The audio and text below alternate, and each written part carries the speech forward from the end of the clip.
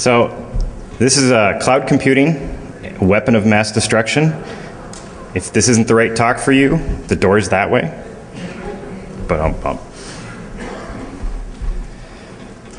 I'm David Bryan, technology enthusiast, hacker extraordinaire, security consultant. I also help run the network at Defcon and do all sorts of fun things with OWASP and Defcon groups and whatnot. How many people here are part of a Defcon group? Yes? No? You should start one in your city. It's fun. Get together and meet and talk about things like this on a regular basis. Hi, I'm Mike Anderson, and if the lack of information in my bio hasn't clued you off, I'm new. This is my first Defcon, and I've been at a company called NetSpy for just a year now. This is my company, NetSpy. We do a whole bunch of different stuff, but we kind of got to keep this presentation pretty short, so I'm going to breeze through it. We do all sorts of vulnerability assessment, pen testing, code reviews. Next slide. All right. Does everybody know what the cloud is? Custom server images, central storage, all sorts of fun things. No physical systems to worry about. Have anybody had problems with power in their data center? Has anybody had problems with cooling in their data center? I think we all have. This is kind of a nice environment because you don't have to worry about that. In fact, you don't have to pay minions to manage it. You just deploy machines. It has custom APIs, which you can then go in and manage your storage, manage your machines, deploy new machines, ramp up machines as your load increases, that kind of thing. Storage. It also has a queuing system where you can send a shitload of messages into it and it'll parse them out and send them to you in nice, pretty timing format and all that fun stuff. There's more seats up in front here, by the way. There's like 5 seats up in the front here and there's like 10 seats over here. So keep coming up. You're going to start a brawl, man.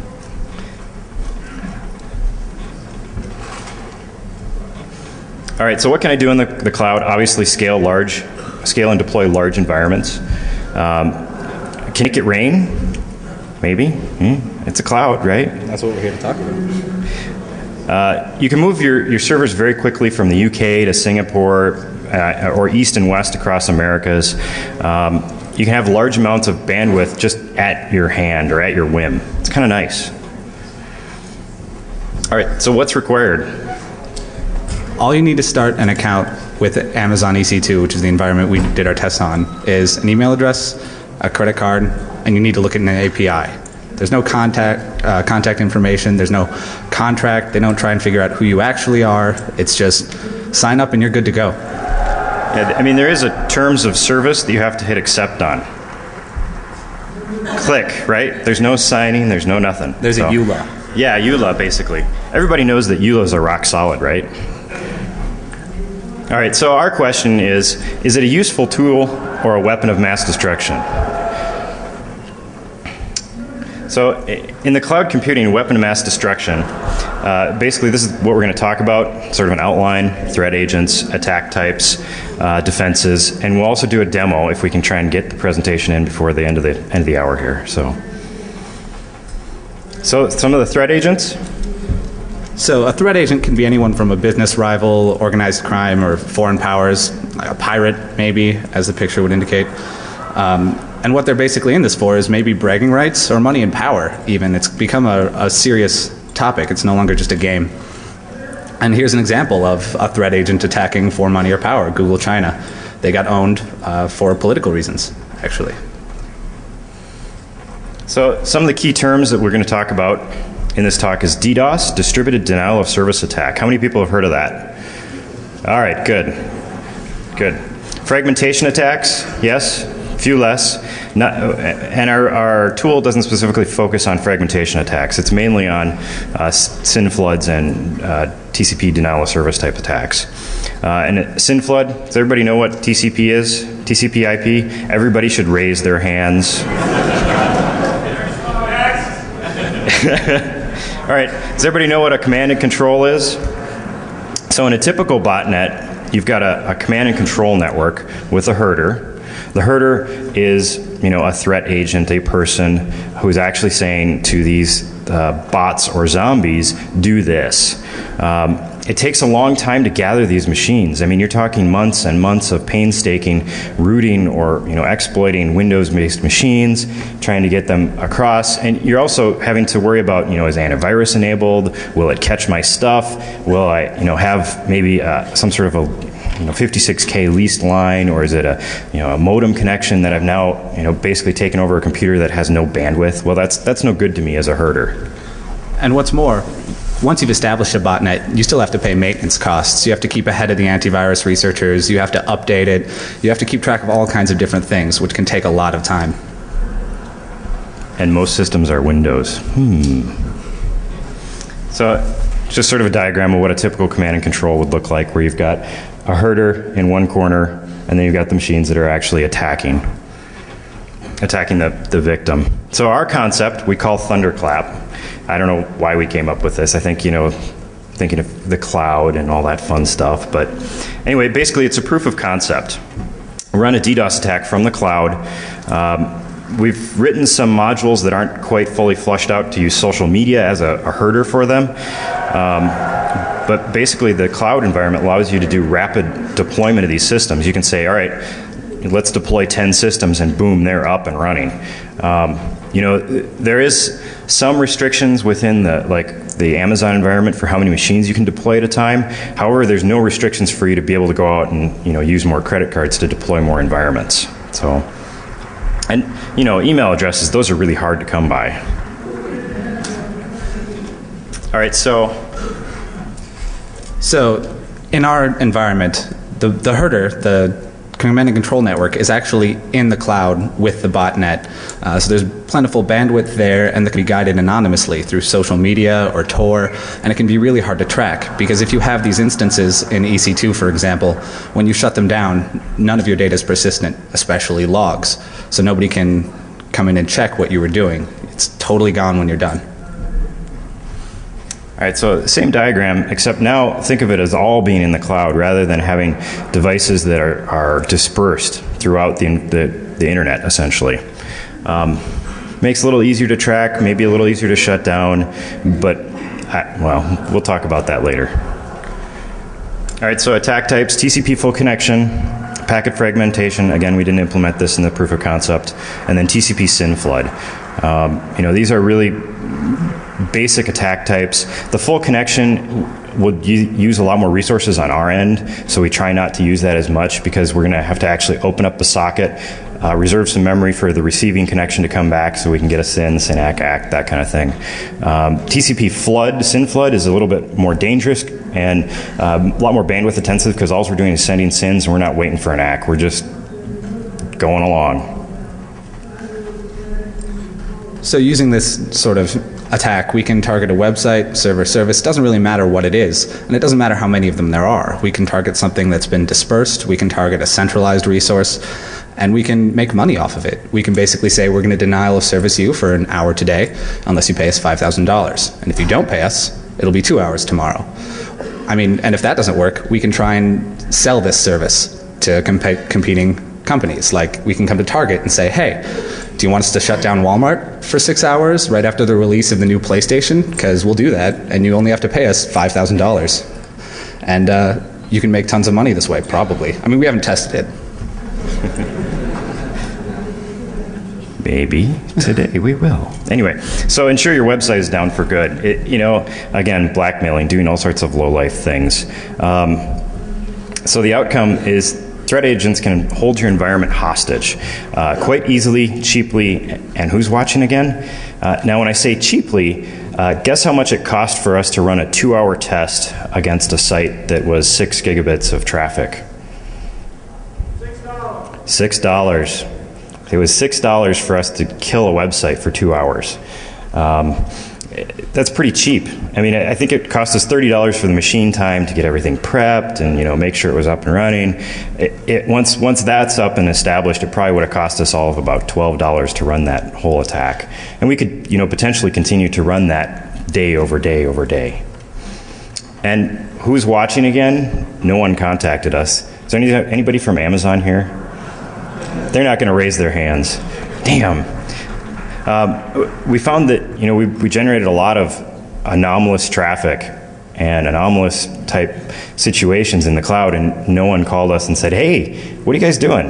We didn't even get an email, which is how you're supposed to communicate with them, which is a little frustrating, but. All right, so Thunderclap. So this is the tool that we built to run this test. And more or less all you had to do to make an environment is get the credit card, sign up, and you have to make a machine image, which can take a little while. You just have to make sure that your tool is persistent across reboots.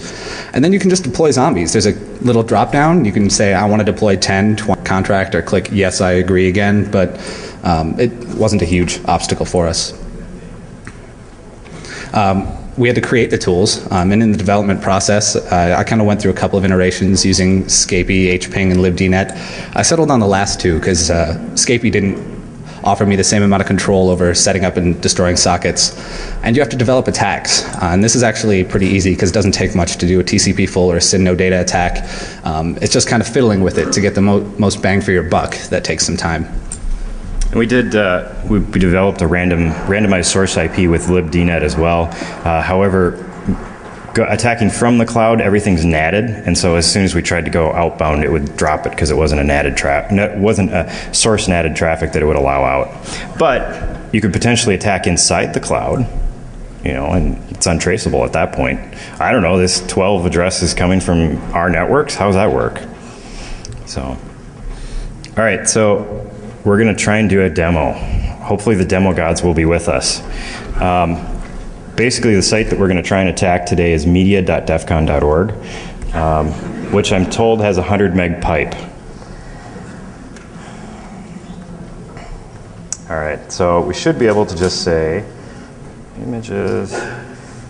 By the way, does anybody see this? No, they don't. All right. Let me give you a window here. Oh boy, I have to shrink this some more, I think. Stand by.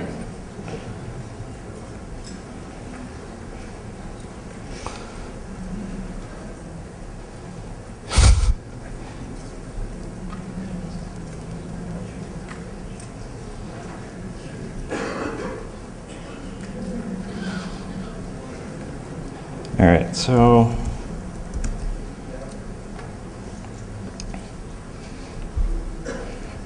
unless, of course, someone's already done it for us. Oh, wait. No, I'm just kidding. All right, so we should be able to hit this. And basically, we've pre-configured our environment with the script. The tool is on the CD. But all I should have to do is say, launch this image. Power on. I can launch min servers, max servers. I'm going to say, let's go for 8. So we'll launch 8 servers. Hit launch. I should be able to go to instances. Search for Minnesota girls will allow. Hasn't anybody seen the Katy Perry video, California Girls, right?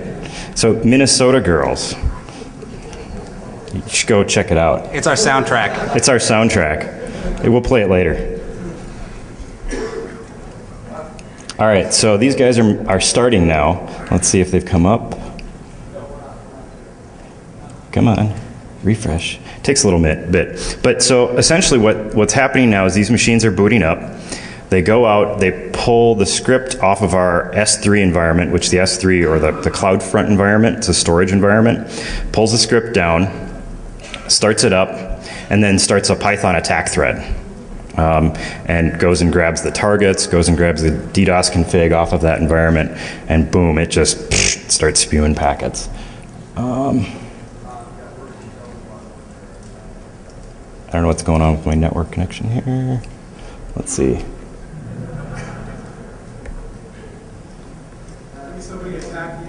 I think they might have. Or our internet connection is goofy. Is that 100 megabit pipe shared with us? Oh, there we go. So now we got 2 running. So these machines are starting up, sending 10,000 packets per second. Every 5 seconds, they will send that traffic and go and check the targets file and go, all right, do I have more targets to process? Do I have more targets to process? Did we get the, I don't know if we've done this yet, but we're going to put these images and the tool up on SourceForge and allow you guys to basically run the scheme yourself. Yeah, there's a zip file on the CD with all this stuff. All right, so now we got the instances running. Let's see if we can get to this. It's not responding. I think we killed it.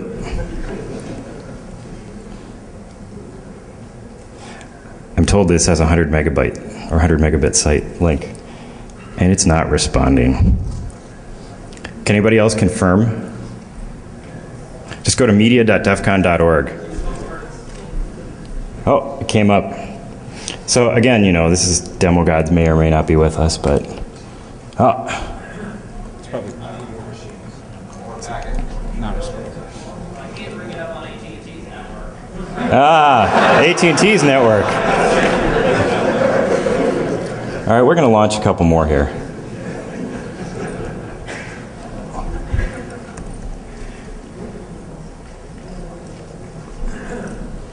We should see how many it'll let us bring up. Yeah, that would be fun. All right, so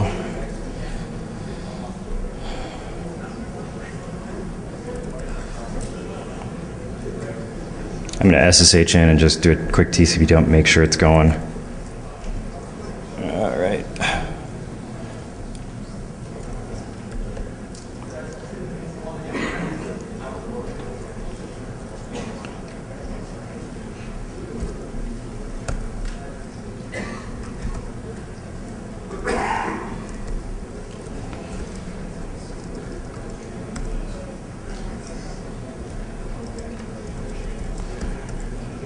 Bear with us. Yeah, it's going.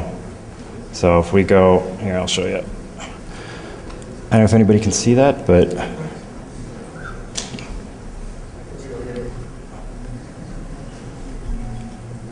so there's all the 80 traffic. It's just going.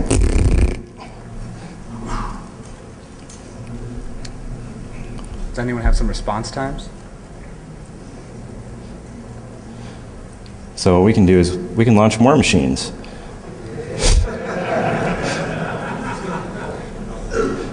10 seconds to load the site on Bryan. 10 seconds? All right. I think we're about to see how many they'll let us put up at once. So what kind of dough are we talking about at this point? I don't know. It might cost us $50 today. We'll see. Should have happened 15 days seconds. Well, That's what we were told. We never had to test it. yeah, we didn't have to. We only had to bring up 3 machines actually to bring down the one site that we were doing. So now we're at 20 machines pending, hopefully shortly. Yeah, I don't think it does. I think Jeff has it all turned off. That was specifically for our presentation. Yeah. Oh, where's my mouse? There it is.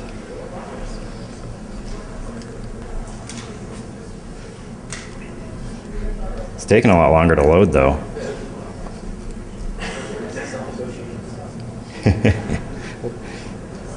We're on port 80, so it's not even doing SSL. Yeah, we're just doing port 80. Well, it should be the same. Should be the same instance of the server service, right? 40, 443, and 80. I would assume. One is trying to encrypt it under SSL.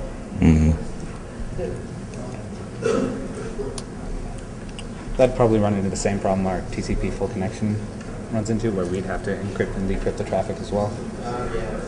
All right, let's do another 10. We'll see how many more we can go here. I hope this is the right IP. Oh, there we go. So I can only do 20 instances at a time. All right. Anybody got another credit card? I think there's 1,000 of them in this room. So, all right. We'll let those go, but we can kind of continue on with our talk here.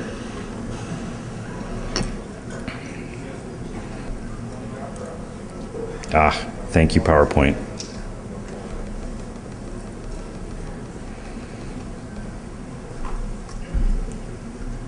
There we are. Okay. So then our step 3 here is profit. And it's a series of tubes, so you can only fit so much through them at one time, is the idea. And this is the inner workings of Thunderclap. We just put in a sort of diagram here because I didn't feel like putting all the code up and explaining it. But it starts, reads a config, and reads targets, goes on to the attack phase. And here it picks the entire list of targets and spawns a thread to deal each target its specific attack type, which you can specify in the file. And it'll run that for a certain amount of time, which you can specify the amount of time too. So you can have each round for the attack take a minute or 30 seconds or 1 second. So if we really wanted to, we could probably tone these VMs up and shorten their attack time and increase the amount of bandwidth they're supposed to send in that time. Then it checks to see if it's supposed to be running as a daemon, and if it is, it'll just loop. It'll keep doing that over and over until you tell it to stop. Otherwise, it kills all its threads and exits gracefully. I'm trying to get it so it'll actually shut down the instance when you tell it to stop, but I have a whole bunch of other stuff on my plate too. And then we get to the defense and how you can protect yourself, which the most boring slide in this entire presentation. Does everybody have a CSERT at their company? A computer incident security response team? Yes. Everybody should. You should have an incident response procedures, plans, policies. NIST 861 is a great document to review. I think the biggest thing that happens is if you get a DDoS attack run against you, if you don't have those policies and procedures in place to be able to respond to that, and the coordination with the other groups within your company, if you're a very large enterprise, this attack may go on for hours and hours before someone is actually able to respond to it or identifies it. So that's my sort of, hey, get together, do NIST 861, or at least review it and create your own response procedures.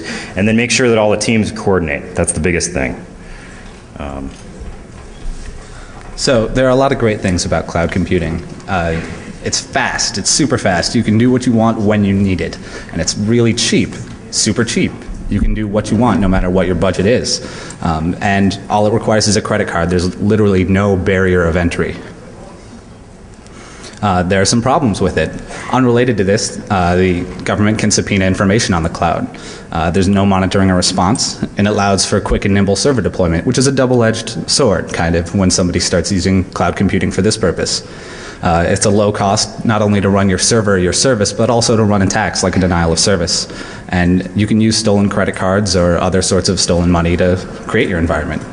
And stolen email addresses, right? Because nobody has those.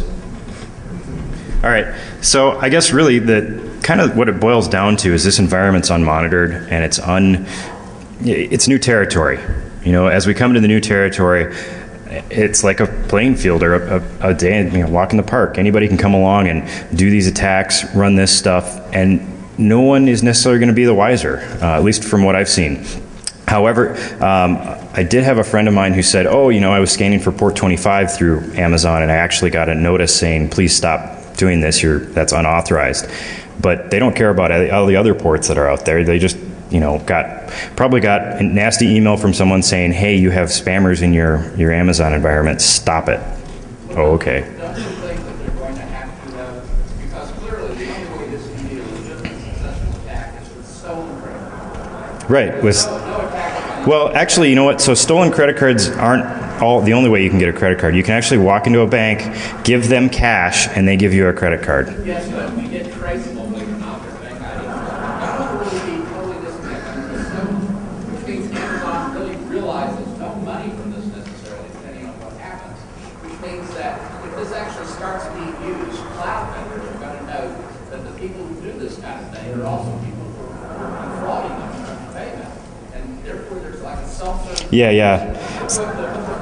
So the comment is basically, as cloud providers start to realize that they're being frauded by the credit cards that are fraudulent or stolen or whatever, because they're basically not going to get payment once those accounts come due, they'll start to actually patrol it and put the kibosh on that kind of activity. Absolutely. However, I could also go create legitimate contracts and have all that fun stuff in place and start to do these attacks, and they still probably wouldn't necessarily see that you're doing these attacks. Again, it's unmonitored from my perspective. I didn't get an email or get a message saying, hey, we saw a lot of anomalous TCP/80 sins without any data behind it. What are you guys doing in the cloud?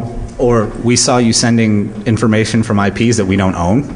Like, Spoofing the source IPs. I mean, any IDS sensor, in my opinion, should go, okay, these are my IPs. If I start to see source IPs in the cloud that aren't mine, that's bad. That means somebody's doing something weird. So, all right, so I guess in conclusion, you know, unmonitored, as far as, like I said, as far as we could tell, a lack of IDS or IPS. It does allow for quick and nimble deployments, which is great. You know, being able to scale up and scale down your environment.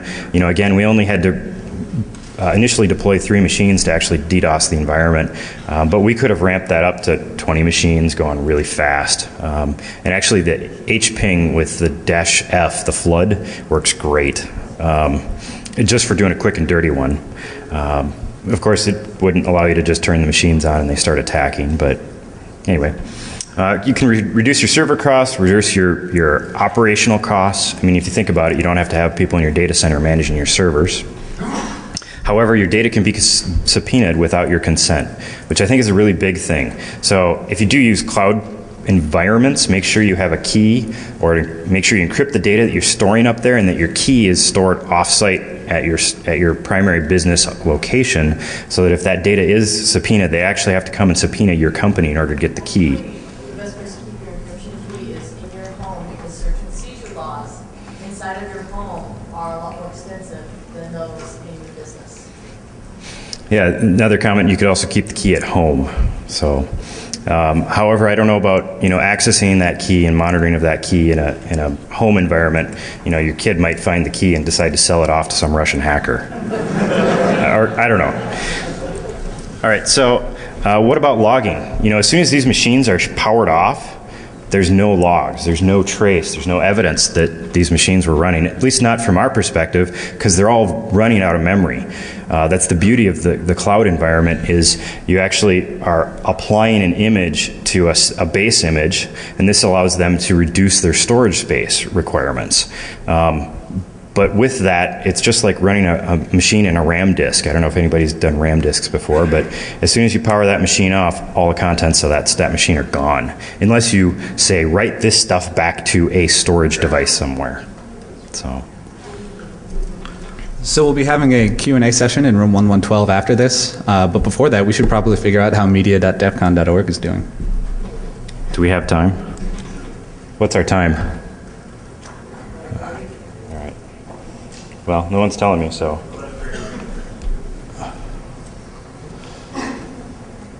So you can see our attack is still running in the background. Let's see here.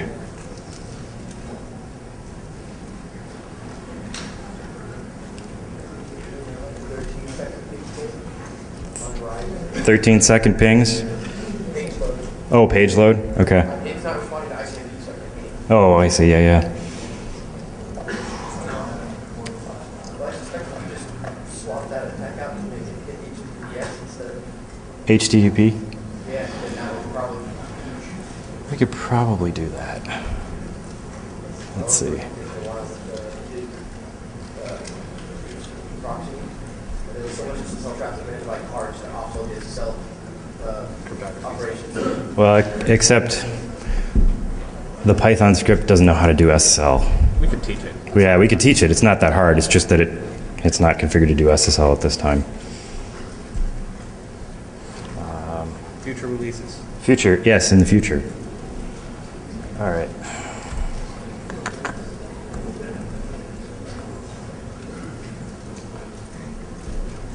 So here's our DDoS config, basically. I don't think so.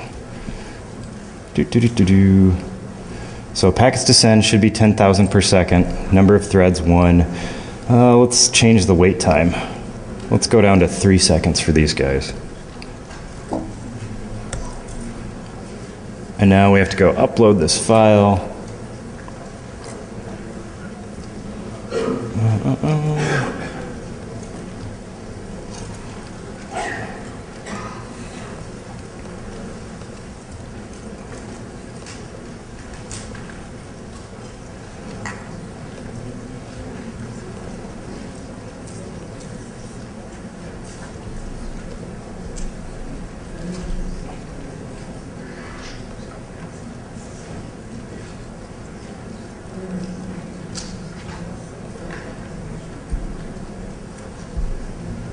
Give it a moment.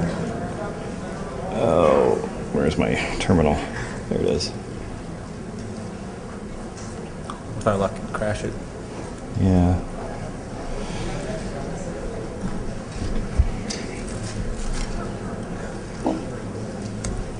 We got 15 minutes left.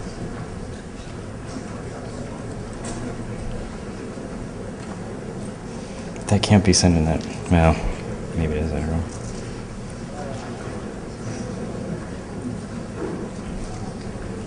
How's it doing? I don't think it's doing it. 100 megabits is bad. Yeah. Well, we should be sending a boatload of traffic to it, but again, the demo gods may not be with us today. Get more people in the room to travel. Yeah, yeah. All right, everybody in the room, check. So, all right, well, thank you.